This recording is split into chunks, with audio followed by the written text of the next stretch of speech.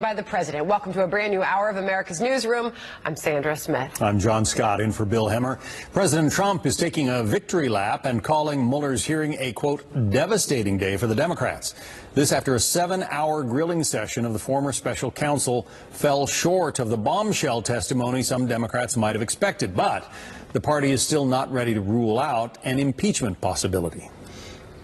Most of the country knows the truth, which is there is no basis for impeachment. After yesterday's hearing, I bet more people in the country feel like there is no basis for impeachment. But that's not going to stop the Democrats, because all they care about is stopping the president. I'm begging the American people to pay attention to what is going on.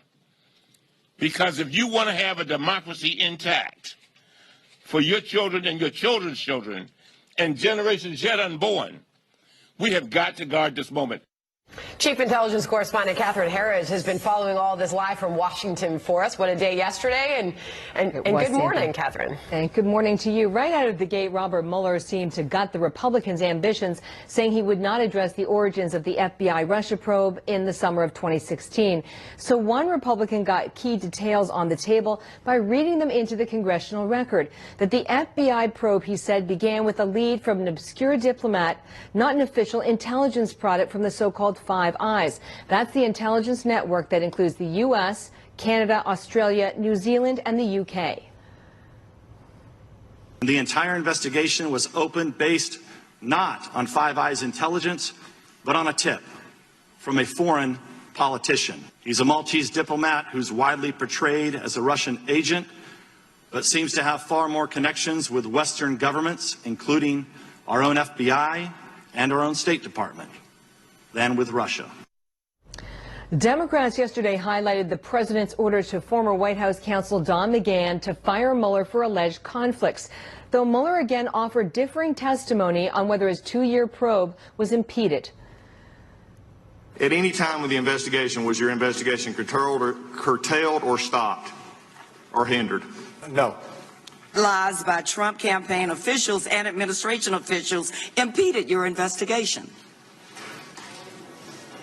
I would generally agree with that.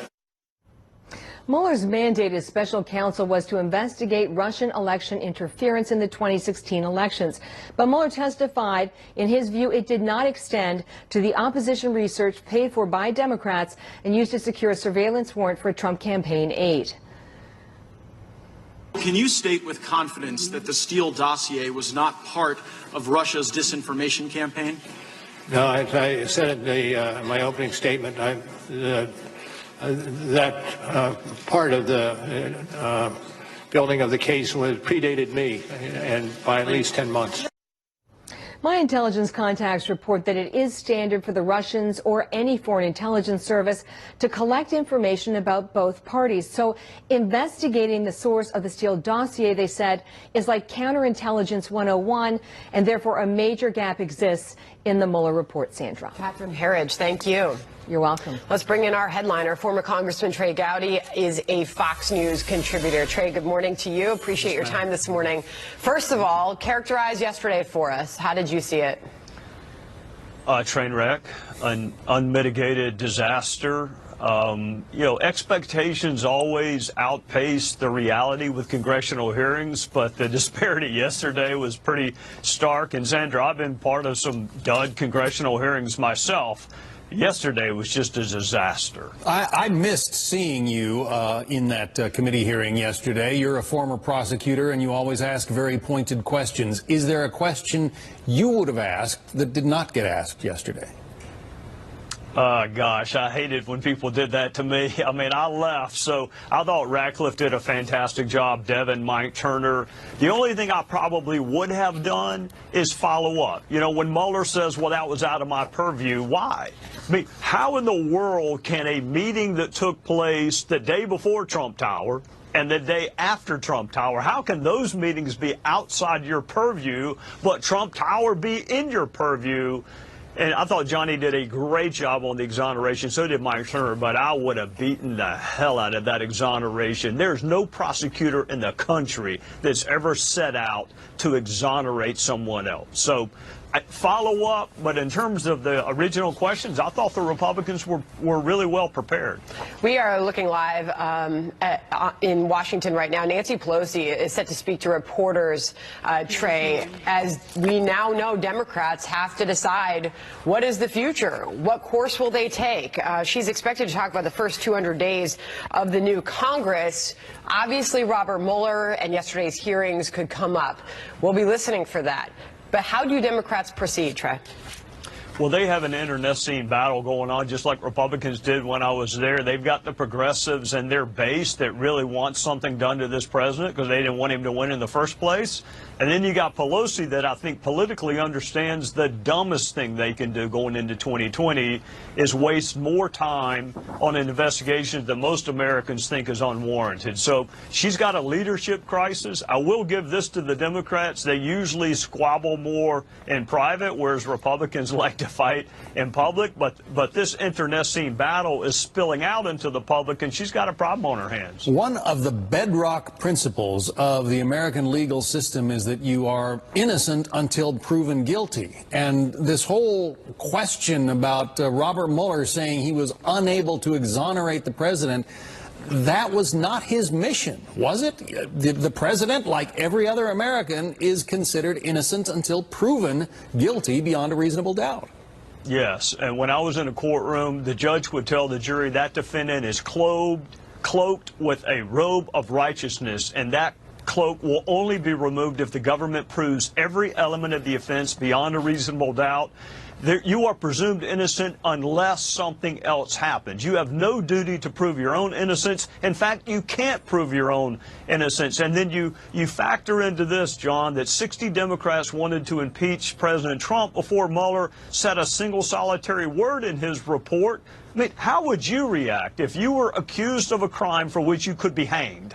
What would your reaction be? I mean, I think your defense would be pretty vigorous. So where the line between vigorously defending yourself against a capital crime in a political environment and obstruction is, I think most Americans would say, you know what, I'd fight pretty hard, too, if someone was trying to delegitimize my presidency and accuse me of a crime for which I could be hanged. Well, the president spoke as he was leaving the White House yesterday and characterized this as a win for him and his presidency, a win for the country.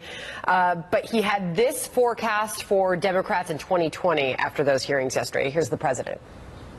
The performance was obviously not very good. He had a lot of problems. But what he showed more than anything else is that this whole thing has been 3 years of embarrassment and waste of time for our country. And you know what? The Democrats thought they could win an election like this. I think they hurt themselves very badly for 2020. What does it mean for 2020, you think?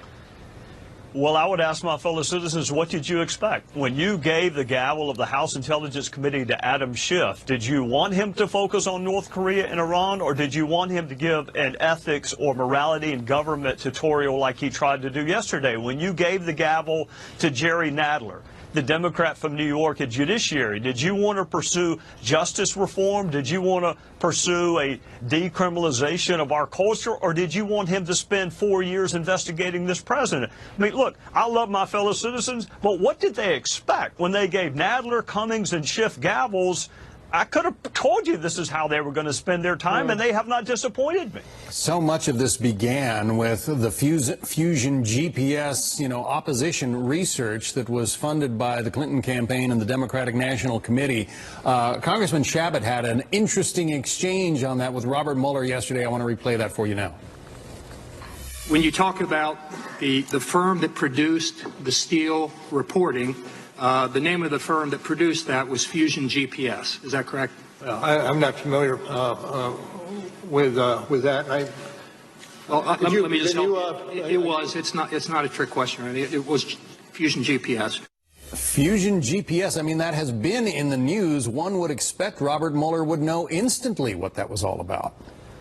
It's sad, John. I mean, I guess I can understand forgetting who made you the U.S. attorney. I mean, sometimes I forget my kid's name, so I can get that. What I don't get is you believe your mission was to investigate a foreign adversary's attempts to undermine our election. And you did all that with the Trump campaign. But here you have the DNC actually paying Russians for dirt on Donald Trump. And you either don't know the name of the company that the money was laundered through, and you don't know anything about Nellie Orr and her husband being in the chain of custody, who, even though he's a DOJ official, that was one, that and struggling to find the word conspiracy were two of the most troubling parts of yesterday. In a wave, a sea of troubling moments, those two stood out. Well, we were talking to Jim Jordan earlier, and he's actually suggested, well, maybe he didn't really understand the question, but the question was clarified for the former special counsel, and then he responded it was beyond his behind the Steele dossier. You are referencing back to another moment that shocked many when he couldn't quite recall who appointed him in Massachusetts. He answered that it was George H.W. Bush, but a lawmaker quickly corrected him that it was Ronald Reagan. There were several moments like that yesterday. I just wonder what moment stood out to you the most yesterday, as this was such a long anticipated day. Those stood out, obviously. Fusion GPS, Christopher Steele, his inability to handle the exoneration questions, his inability to explain how this can be in my purview, but this is not, even though to most Americans it's the exact same fact pattern, whether or not Russia tried to interfere with our election. Sandra, the reason I think it's important is I don't think anybody in the world thinks Bob Mueller interviewed those witnesses, and I don't think anybody thinks he wrote the report. So the question then becomes, well, who did? And that involves the bias narrative. I didn't hear a ton of questions about bias yesterday, but some. You got rid of Peter Strzok because of what you believe to be a perception of bias, but yet you kept people who showed up at a victory party for Hillary Clinton and otherwise donated to her campaign. How much bias is okay when you're investigating the leader of the free world? Right. I mean, Strzok was a bridge too far, but Weissman and the others, apparently he was okay with that. That was my question. There were, the preponderance of the attorneys that worked for him had donated to Democratic campaigns and causes, and yet he defended their integrity. Can you be both? Well, I mean, it is possible. I've got Democrat friends that I would not hesitate to let judge me. But this has always been more of a political investigation than a real criminal justice investigation.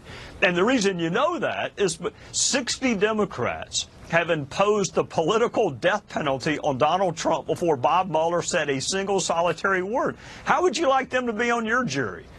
I mean, the case hasn't even been called yet. The evidence hasn't been presented, and yet you have already concluded that he should get what is tantamount to the political death penalty, which is impeachment.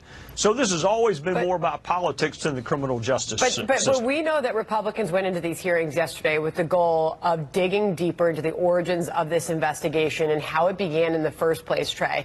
We were just talking to Jim Jordan, and he's just retweeted this piece in The Hill that Bill Barr and John Durham's investigation is already looking into Joseph Mifsud. He says they are going to get to the truth. Manage our expectations. Do they get answers? Look, I love Jimmy. Jimmy did a great job yesterday. Republicans usually set the bar so high that when we don't meet it, the media narrative then becomes, Republicans don't deliver on their promises. Just promise a fair investigation that goes wherever the facts take us. Confidence in Durham, confidence in Horowitz, but don't predict what they're going to find. I mean, that's what we got upset with Comey about, right? I mean, Comey made up his mind before he even interviewed Hillary Clinton. Republicans don't need to do the same thing. Let these two folks do their job, and then let's kind of process what they find. But let's don't predict what they're going to find, because I don't know. Trey Gowdy, great to have you on this morning. Thank you. Yes, ma'am. Thank you.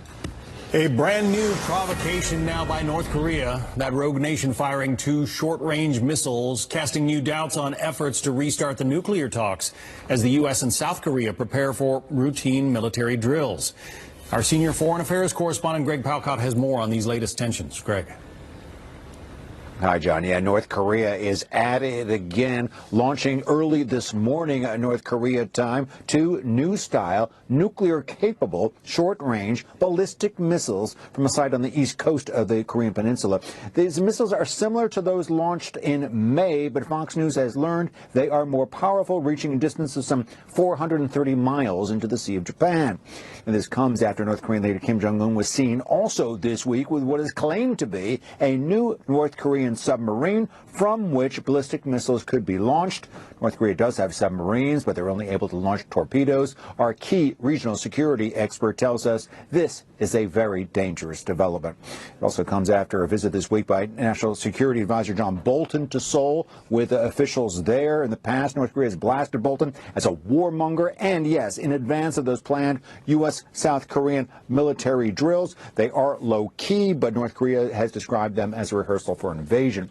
Most importantly, John, it comes after, and it is the first launch since the meeting last month between President Trump and Kim Jong-un at the DMZ. It was hoped that could restart stalled nuclear talks. In fact, the talk coming from Pyongyang has been pretty warlike. And the latest report we're seeing, John, is that a hoped-for meeting between Secretary of State Pompeo and his North Korean counterpart at an Asian security conference next week now appears to be off. Apparently, the Pyongyang diplomat is going to be a no-show. Back to you. All right, Greg Palcott reporting live. Greg, thank you. Fox News Alert now, a look at the Pentagon, where President Trump is set to take part in a ceremony marking the beginning of Mark Esper's tenure as Defense Secretary. We're going to take you there live when that begins. Also, the search is on for 2 teenagers suspected of killing a North Carolina woman and her Australian boyfriend. Details on why the manhunt is now expanding. And caught on camera, an officer risking his life to pull a driver to safety from a burning vehicle. He will share his heroic story with us live later this hour. All I could see was his hand sticking up, so I was able to grab his hand, and I got him from there. Then I got his arm and was able to get his shoulders and pull him out. News this morning, North Korea firing 2 short-range missiles, the first such launch since President Trump and Kim Jong-un's historic meeting at the DMZ last month. The test coming ahead of routine military drills between the U.S. and South Korea and is seen as a tactic to pressure Washington to get nuclear talks back on track. We'll have more on this just ahead. Onto this Fox News Alert. President Trump and Republicans declaring victory after Robert Mueller's testimony yesterday as Democrats pledged to push ahead with their investigations. Good morning, everyone. Welcome to America's Newsroom. It is Thursday morning. I'm Sandra Smith. And I'm John Scott in for Bill Hemmer today. Lawmakers on 2 House committees grilling the former special counsel for 7 hours yesterday. President Trump says the Democrats lost big, and his supporters say it is time to close the book on the Russia investigation. But top Democrats are not ready to take impeachment off the table. There was no defense to this ridiculous hoax. They should be ashamed of themselves, absolutely ashamed. And you know who knew it was a phony cloud more than anyone else? It was Schiff and Nadler and Schumer and Pelosi, every one of them. If we have a case for impeachment, that's the place we will have to go. The stronger our case is, the worse the Senate will look for just letting the president off the hook. It was a historical day because the day is the day that we close the book on this investigation. It is time that America turns the page. Doug McElway is live in Washington with more. Doug. Good morning, John. And one of the dangerous signs of these divided political times is that one party, as you just heard there, is looking at the sky and seeing daytime. The other party's looking at the sky and seeing nighttime. In the aftermath of the Mueller's testimony yesterday, in which the former special counsel demonstrated apparent signs of confusion and a failure to grasp the very details of the report that he supervised, the Democrats vowed to press on. Well, the very next step, I'm not going to talk longer range, the very next step, either tomorrow or Friday, is we're going into court to to ask for the grand jury material and to enforce the subpoena against Mr. McGahn. On the other hand, Republicans and the White House say Mueller's struggles as a sign, saw his struggles as a sign that his investigation was run by the handful of Democratic underlings in his office with political motivations, and that his testimony was the nail in the coffin of the Mueller investigation. If you watch the hearings today and you watch both the Intel and Judiciary Committee, we discussed this issue of exoneration and where that legal theory that he would even come out was a very novel theory because it's never been used before. It was not something for him to exonerate, which is also a flip side to say there was not enough there to find guilt. So as we move forward, again, if I was the Democrats, and just as they just got through talking about it in their own press conference, I would be frustrated too, because they have promised and promised and promised that Mueller investigation was the gold standard. Republicans were nevertheless frustrated by Mueller's refusal, which was stipulated in advance, not to testify outside the bounds of the written report. 3 times he lied to the FBI, yet you didn't charge him with the crime. Excuse me, did you say one? I'm sorry, did you say 193? Volume 1, 193. He lied 3 times, you pointed out in the report. Why didn't you charge him with the crime? I can't get into internal deliberations with regard who would or would not be charge a lot of other people for making false statements. And still to come, regardless of whatever the Democrats choose to do in the future, are the findings of 2 more investigations, the Inspector General's report, which is set to be due out sometime around Labor Day or shortly thereafter, and then the Department of Justice investigation, which Attorney General Bob Barr is heading up. No time frame for the completion of that investigation.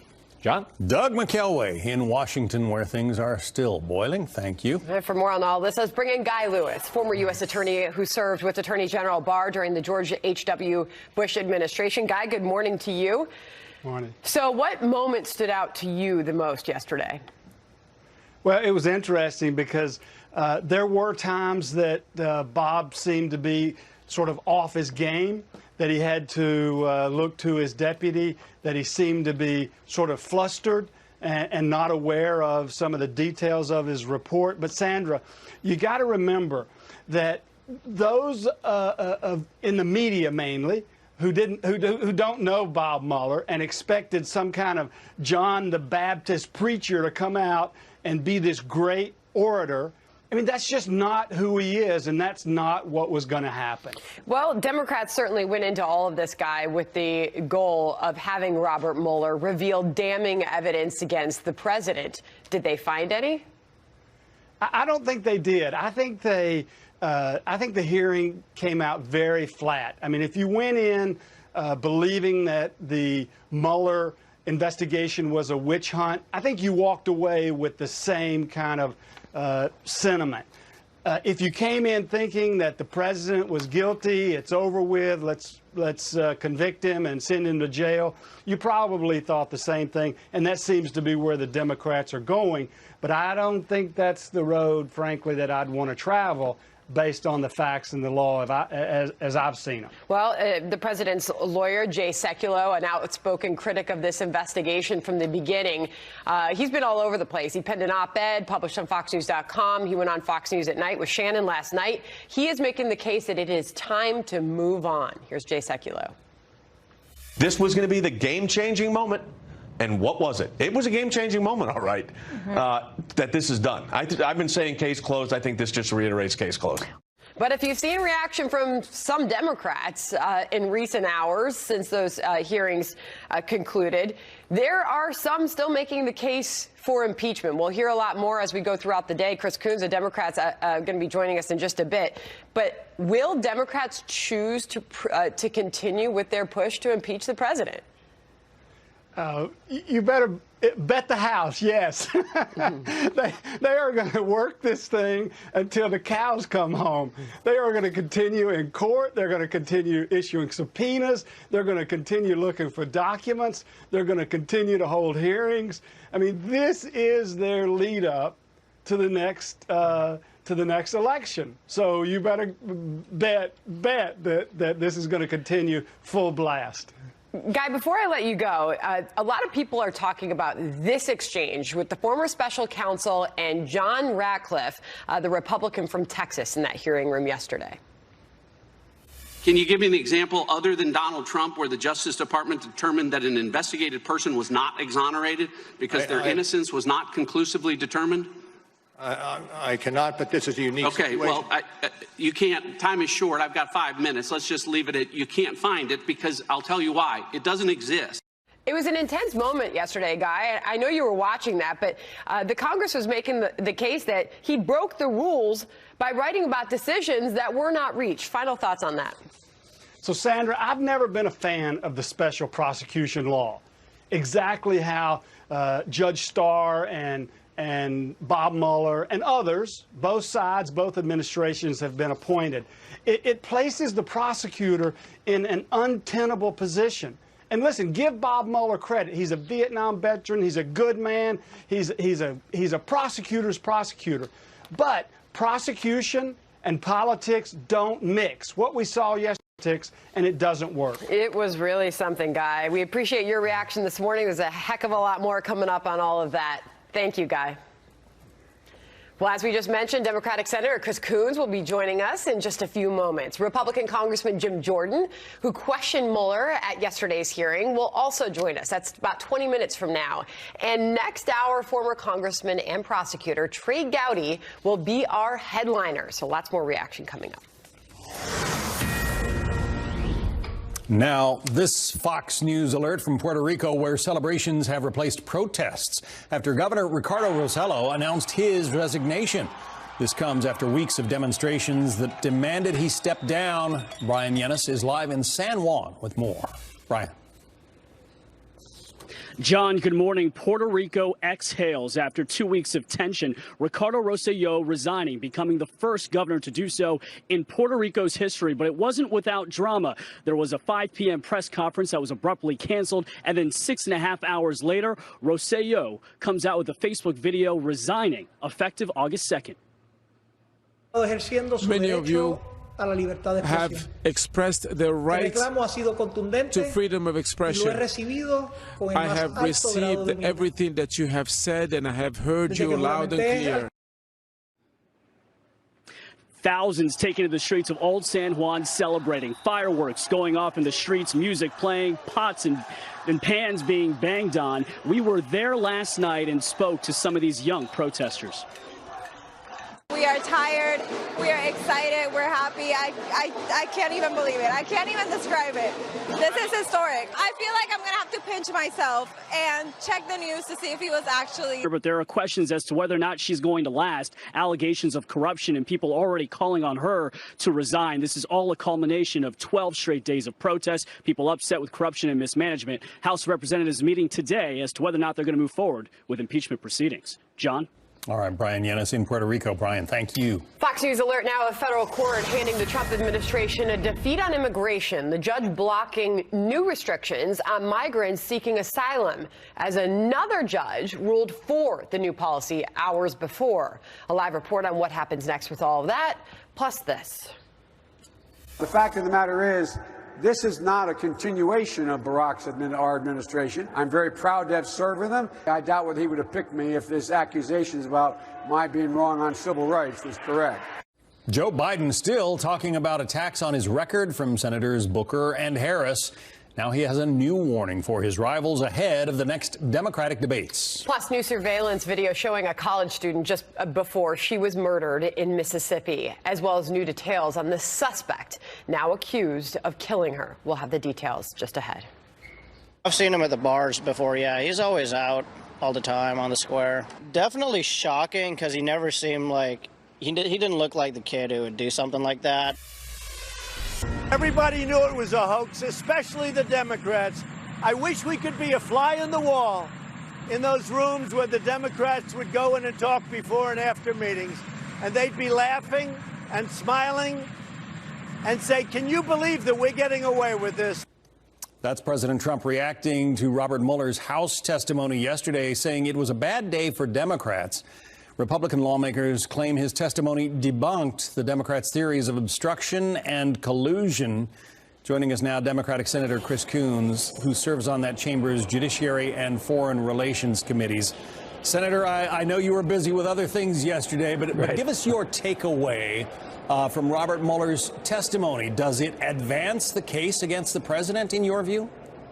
Well, what I think was most important about Special Counsel Mueller repeating the details of his report yesterday was his emphasis on how Russia strongly attempted to interfered in our 2016 election, our 2018 election, in response to a question from Republican Congressman Hurd of Texas, said they are continuing to do it even today.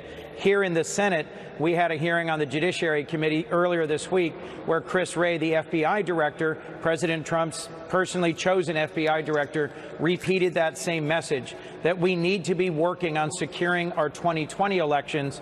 Tomorrow, I'll be at the Delaware State Fair, where I'll get to see our new election machinery in Delaware.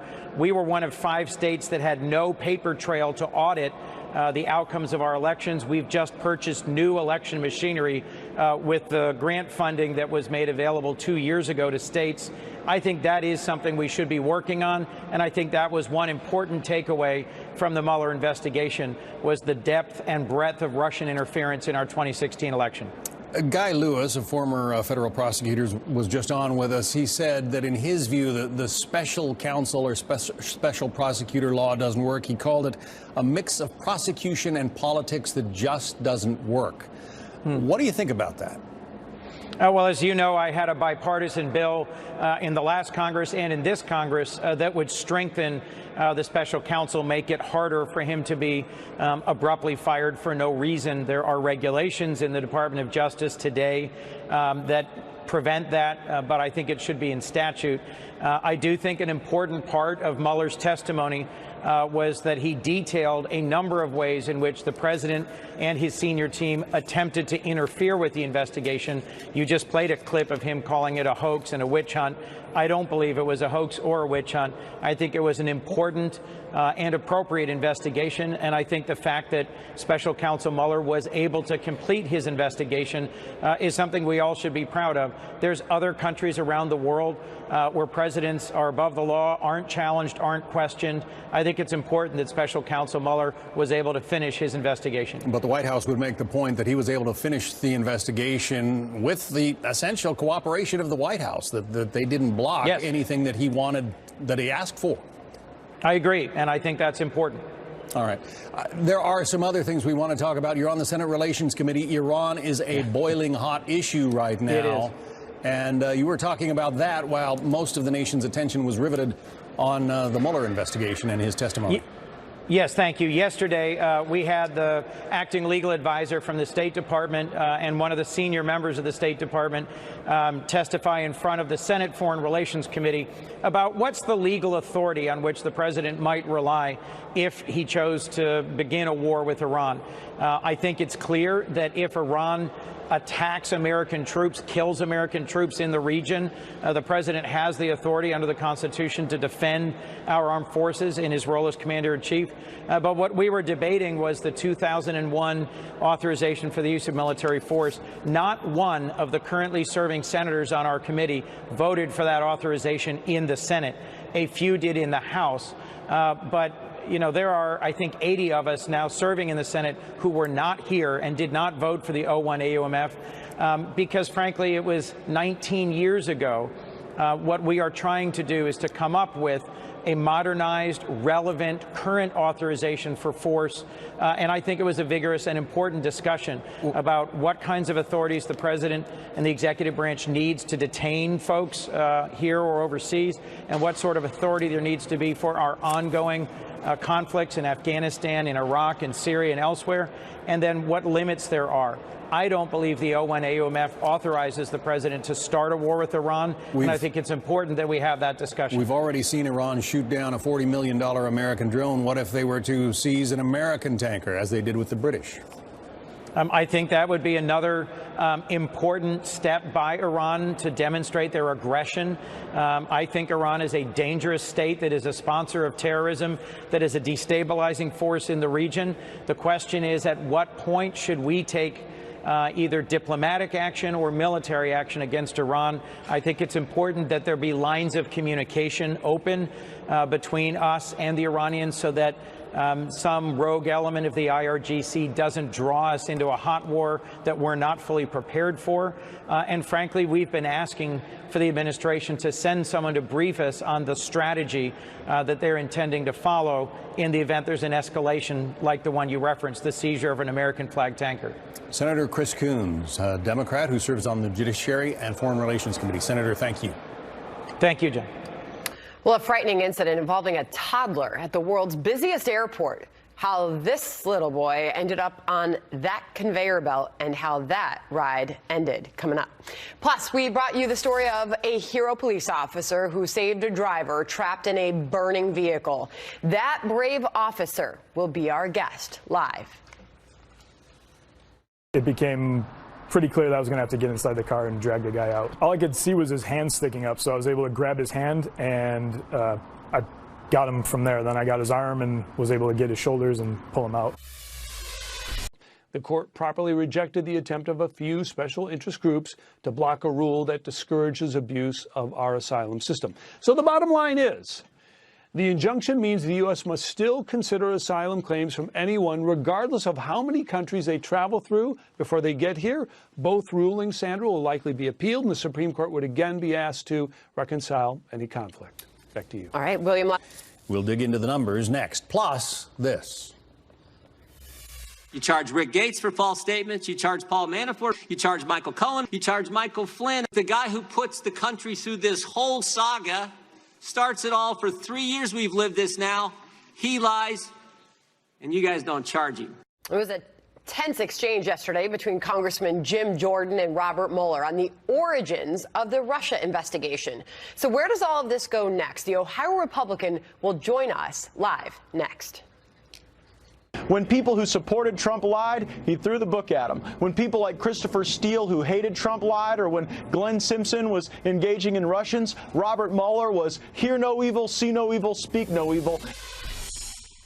Brand new Fox polls showing high ratings for the economy. 51% of those polled calling the U.S. economy excellent or good, the highest number in nearly 20 years.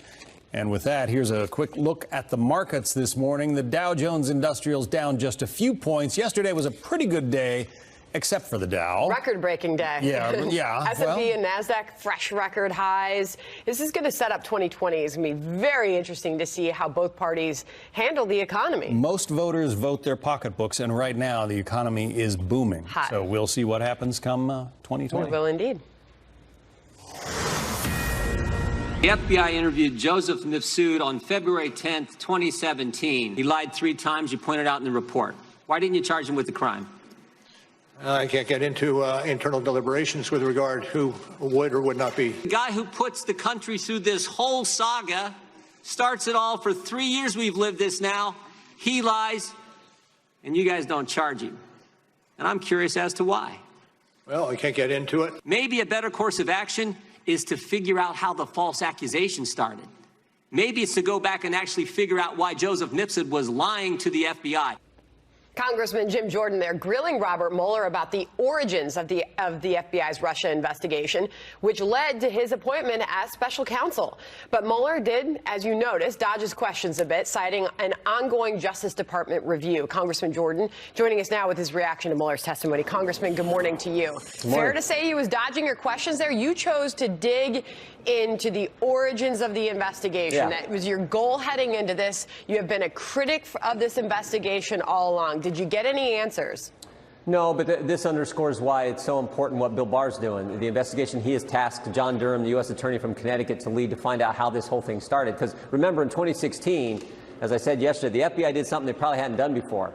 They spied on 2 American citizens associated with the presidential campaign. Carter Page and George Papadopoulos, who were working for President Trump's campaign, were spied on. 2 Americans spied on by our government. And as it turns out, this whole conspiracy theory was completely false. So that's why it's important to get to the bottom of this. And that's exactly what Bill Barr, the Attorney General, is doing. I want to know what you think this means for Democrats after what we saw play out in both those hearings yesterday, what it means for their push for impeachment. I'll read to you a new tweet from Al Green, the Democrat from Texas. He just tweeted out, yesterday's testimony was evidence of analysis paralysis. We waited 2 years for the Mueller report and 3 months for Mr. Mueller to testify. There was no aha moment because we've had the report and watched or discussed the president's impeachable actions ad nauseum. # impeach now. What does that tell you about how they plan to proceed with the push for impeachment? Yeah, they're going to keep going. In fact, today in the Oversight Committee, in less than an hour, we're going to start and they're gonna issue subpoenas for Jared Kushner and Ivanka Trump's emails. I mean, they're never going to stop going after the president and the first family and anything associated with the Trump administration. So we know that's going to happen. But remember this: most of the country knows the truth, which is there is no basis for impeachment. After yesterday's hearing, I bet more people in the country feel like there is no basis for impeachment. But that's not going to stop the Democrats, because all they care about is stopping the president instead of focusing on actually doing things that would help the country. In that heated exchange with Robert Mueller yesterday, Congressman, you asked him specifically if he interviewed himself certain witnesses that you were bringing up. He responded, "I can't get into that." I believe it was about Mifsud. Yep. He was asked at one point during that hearing yesterday how many of the 500-plus interviews he actually sat in on, to which he responded, very few. Did that surprise you? No, not really, but I would be curious as to which few he actually sat in on. I mean, I know they didn't go